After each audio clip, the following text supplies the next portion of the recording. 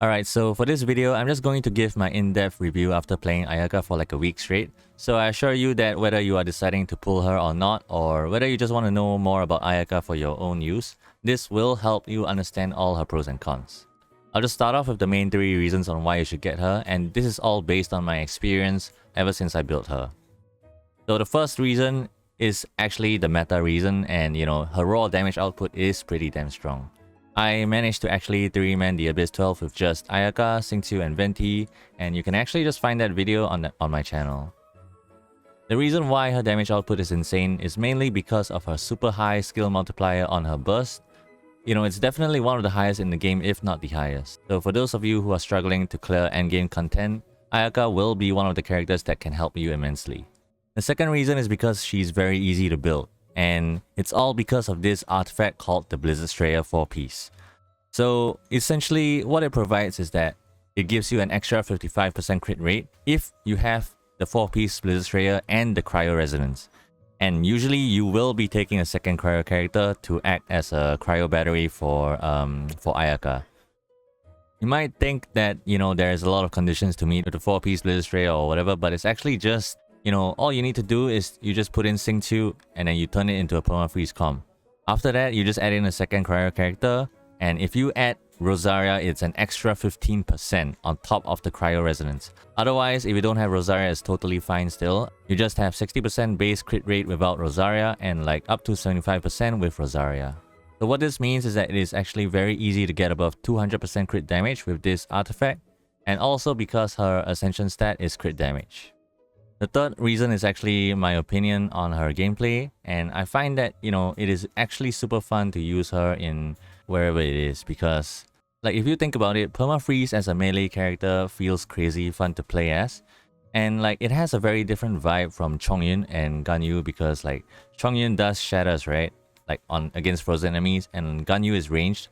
So just imagine going up against the enemies in melee range, constantly freezing them together with high AoE damage, fluid playstyle, and in open world she can traverse water so easily and quickly. It's been like extremely enjoyable playing her in Inazuma. If you think Zhongli's shield makes this game easy, like Ayaka also does the same thing, because you're literally hitting a training dummy until it dies.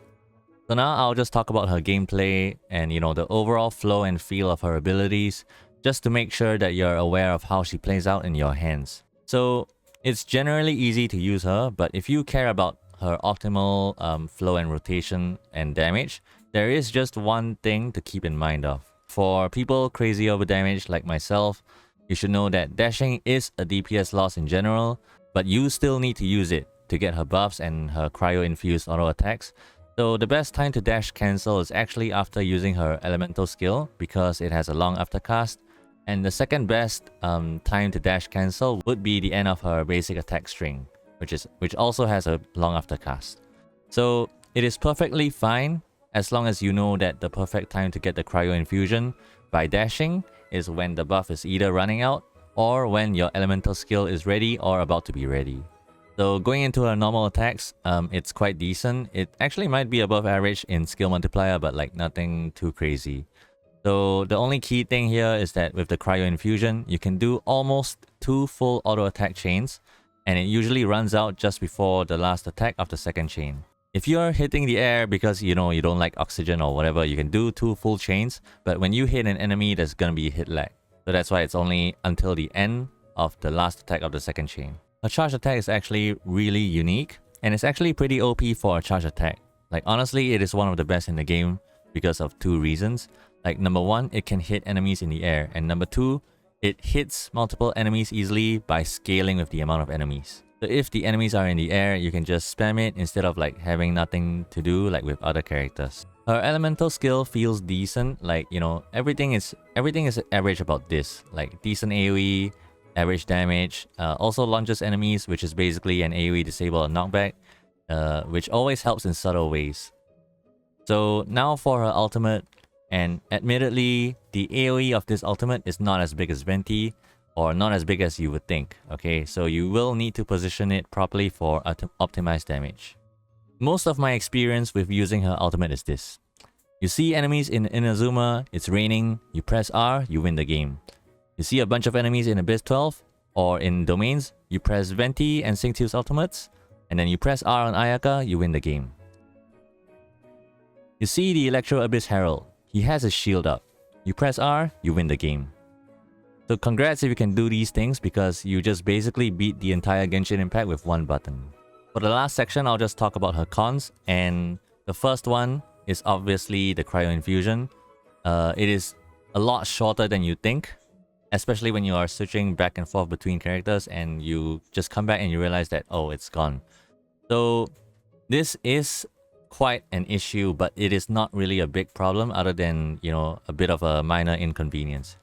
Luckily, her cryo damage bonus from the dash is actually 10 seconds long, so you don't really have to, you know, worry that much about the cryo damage bonus.